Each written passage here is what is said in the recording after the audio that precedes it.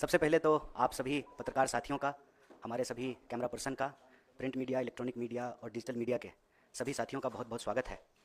आज हम आपके बीच एक बहुत ही गंभीर विषय को लेकर प्रेस वार्ता करने के लिए आए हैं। आप तमाम साथियों ने देखा होगा कि पिछले कुछ दिनों से लगातार एक न्यूज़ रिपोर्ट हो रही है कि देश में अलग अलग तरह की जो कोचिंग संस्थान हैं, जो इंजीनियर बनाने का दावा करती है, डॉक्टर बनाने का दावा करती है, आईएएस आईपीएस बनाने का दावा करती है, वो विद्यार्थियों का और अभिभावकों का करोड़ों रुपया लेकर के फीस वसूल करके अचानक से गायब हो जा रहे हैं। मैं आपको एक बात याद दिलाना चाहता हूं कि एक समय इस देश में ऐसा ही काम कुछ प्राइवेट बैंक किया करते थे। रोज़ शाम को उनके एजेंट जो है सब्जी बेचने वाले, दुकानदार से, ठेला वाले, रिक्शा वाले, मिडिल क्लास नौकरी करने वाले लोगों के पैसे वसूलते थे और करोड़ों रुपया लेकर के अचानक से गायब हो जाते थे। जब भी इस तरह का कोई सिस्टमेटिक फेलियर होता है तो स्वाभाविक रूप से सरकार को उसकी जिम्मेवारी लेनी चाहिए। देश में जो आज शिक्षा व्यवस्था की हालत है वो बिल्कुल ठीक उसी तरह से है कि कबीर कहते हैं कि चलती चक्की देख कर दिया कबीरा रोए, दो पाटन के बीच में साबुत बचा ना कोई। सरकार और बाजार, इस दोनों के बीच में इस देश के विद्यार्थी और इस देश का भविष्य, इस देश का नागरिक पिसता जा रहा है। और ये सारा खेल शुरू उस लॉजिक से होता है कि शिक्षा इंसान बनाने के लिए नहीं, एक कमाऊ इंसान बनाने के लिए ली जानी चाहिए और दी जानी चाहिए। बाजार का जो तर्क है कि जिसमें मुनाफा नहीं है उसका अस्तित्व नहीं होना चाहिए। शिक्षा को जब मुनाफे के नजरिए से देखने लगे, उसका नतीजा यह हुआ कि सपना बेचा जाने लगा। अंधों के शहर में आईना बेचने का जो कारोबार है, सीट पता है कि 100 है, एग्जाम देने वाले 1 करोड़ हैं, तो हम उस 100 में पहुंच जाएं, उसकी होड़ और फिर उसका कारोबार। और ये 100 सीट क्यों है? क्योंकि सरकारी व्यवस्था जो है उसमें लगातार रोज बरोज गिरावट आई। सरकारी स्कूल में पढ़ाई नहीं होगा, सरकारी अस्पताल में इलाज नहीं होगा, तो स्वाभाविक रूप से सरकारी संस्थान जो हैं वो कमजोर होंगे और उसकी जगह पे जो है निजी संस्थानों की उत्पत्ति होगी। और ये जानबूझ करके किया गया, इसलिए ताकि शिक्षा जो प्राप्त करने वाले लोग हैं वो सिटीजन ना रहें, स्टूडेंट ना रहें, उनको कंज्यूमर बना दिया जाए। और इसी कंज्यूमर सर्विस के लॉजिक के तहत देश भर में कोचिंग की बाढ़ आई। आपने दिल्ली में देखा, बेसमेंट में पढ़ते हुए जो है विद्यार्थी की मौत हो गई। और जब हम मौत की बात करते हैं, भारत में एक संस्कृति है, गाँव में अगर किसी की मौत हो जाए तो किसी के घर में खाना नहीं बनता है।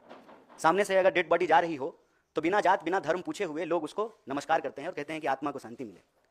लेकिन हम कितने असंवेदनशील हो गए हैं, या हमको व्यवस्था कितना असंवेदनशील बना दिया है कि हर घंटे लगभग 2 स्टूडेंट, 24 घंटे में कम से कम 28 स्टूडेंट सुसाइड कर रहे हैं।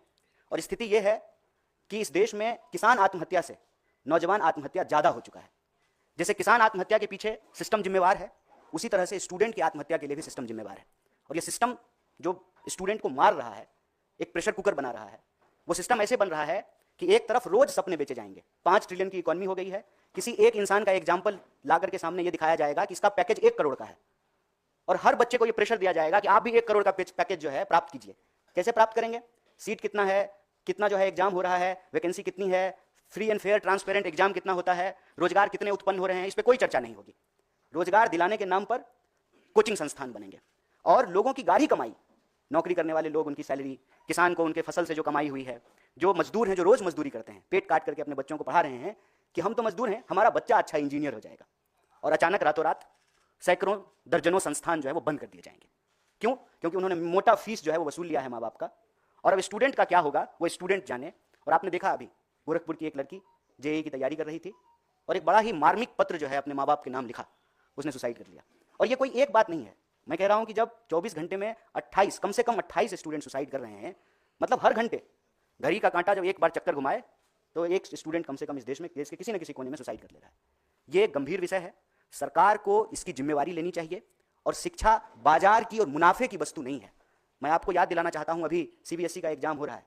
सीबीएसई के एग्जाम और रिजल्ट के बाद बड़े पैमाने पर विद्यार्थी सुसाइड करते थे। यूपीए की सरकार ने यह फैसला लिया कि हम किसी को पास फेल नहीं करेंगे, हम ग्रेड देंगे। और हम सब जो पढ़ लिख लिए हैं, मैं पीएचडी कर लिया हूं, आप तमाम लोग जो है अलग अलग पढ़ाई कर लिए हैं, ये रेस कभी अंत होता है क्या? 10वां फर्स्ट डिवीजन पास कर लेंगे तो सब ठीक हो जाएगा, 12वीं फर्स्ट डिवीजन पास कर लेंगे तो सब ठीक हो जाएगा, पत्रकारिता में डिप्लोमा कर लेंगे तो सब ठीक हो जाएगा, इंजीनियरिंग की पढ़ाई कर लेंगे तो सब ठीक हो जाएगा। पीएचडी करके लोगों को नौकरी नहीं मिल रही है। 45 साल में देश में सबसे ज्यादा बेरोजगारी है। इतनी बेरोजगारी हिंदुस्तान के इतिहास में आज तक नहीं था। तो यह जो व्यवस्था, सरकार और बाजार, उसके बीच में इस देश का भविष्य जो पिस रहा है, उस पर सरकार को जो है एक रेगुलेशन लाना चाहिए और इस बात को इंश्योर करना चाहिए कि जितने रिक्त पद हैं ट्रांसपेरेंट तरीके से उस पर एग्जाम हो। कोई ऐसा पेपर नहीं है जिसमें धांधली नहीं होती है, कोई ऐसी नौकरी नहीं है जिसको पैसे देकर के खरीदा नहीं जाता है। तो इस देश के भविष्य के ऊपर, इस देश के नौजवान और विद्यार्थी के ऊपर एक भारी दबाव है और एक सजग समाज के तौर पर, एक संवेदनशील देश के तौर पर इसकी सामूहिक जिम्मेवारी हम सबको लेनी चाहिए। सरकार को ये रेगुलेशन बनाना चाहिए और इस तहत हमारा कांग्रेस पार्टी की तरफ से 3 महत्वपूर्ण मांग है। पहला, आप सरकारी संस्थानों को बेहतर कीजिए।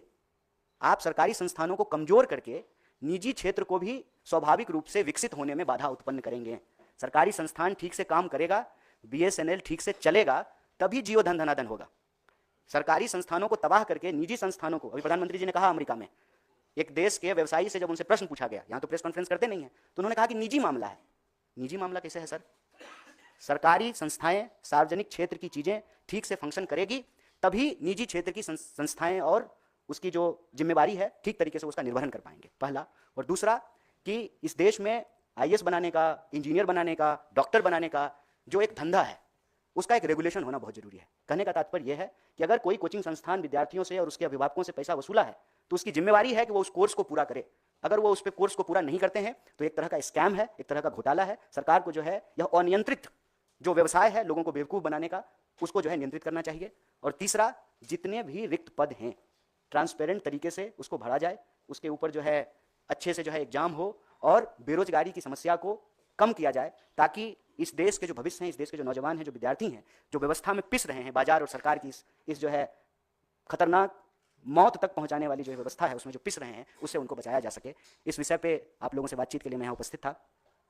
कन्हैया जी, उपराष्ट्रपति जगदीप धनखड़ ने कहा सीबीआई के डायरेक्टर या अन्य बड़े पदाधिकारियों के सिलेक्शन में चीफ जस्टिस ऑफ इंडिया कैसे हिस्सा ले सकते हैं? यह न्यायिक सक्रियता या अतिक्रमण के बीच पत्ती रेखा है, इसका असर मोटा होगा। उसके साथ उन्होंने यह भी नियम बना था तब सिस्टम ने घुटने टेके, अब समय इस नियम को बदलने का है। अब देखिए, ये सब बहुत बड़ा इशू है। हमारे पास एक बहुत जरूरी और गंभीर और संवेदनशील इशू है, तो मैं कोशिश करूंगा कि मैं उसी पे बात रखूं। जगदीप धनखड़ साहब देश के उपराष्ट्रपति हैं, उनका घुटना ठीक रहे इस उम्र में, हमारी ये शुभकामनाएं हैं। बाकी मैं एक बात विनम्रता से आप लोगों को कहता हूँ कि न्यूज़ का मतलब नो न्यूज़ नहीं होता है। तमाम तरीके के डाइवर्जन, तमाम तरीके के स्टेटमेंट, इसने ये कह दिया, उसने वो कह दिया, उसमें मुझे लगता है कि देश का जरूरी मुद्दा कहीं ना कहीं छूट जा रहा है। और as a citizen, as a member of the society, इससे बड़ा कोई इशू नहीं हो सकता है हमारे लिए कि लोगों की जान जा रही है हर घंटे, और देश की जो बुनियाद है, उस बुनियाद को जो चलाने वाले लोग हैं, उनके जीवन को लेकर के हमारा कंसर्न सबसे ऊपर होना चाहिए। कन्हैया जी, इसी विषय पे राहुल गांधी ने पिछले कुछ दिन पूर्व ही कहा था कि जब इस कमेटी में पहले चीफ जस्टिस होते थे, प्रधानमंत्री के नेता प्रतिपक्ष होते थे, अब जब चीफ जस्टिस को हटा रहे, इसका मतलब दो सरकार को एक में कोई मतलब ही नहीं ठहरता। अच्छा, तो बाकी लोग कह रहे हैं, बाकी लोग कहेंगे, मैं आज इसी विषय पे बहुत बहुत धन्यवाद, बहुत शुक्रिया।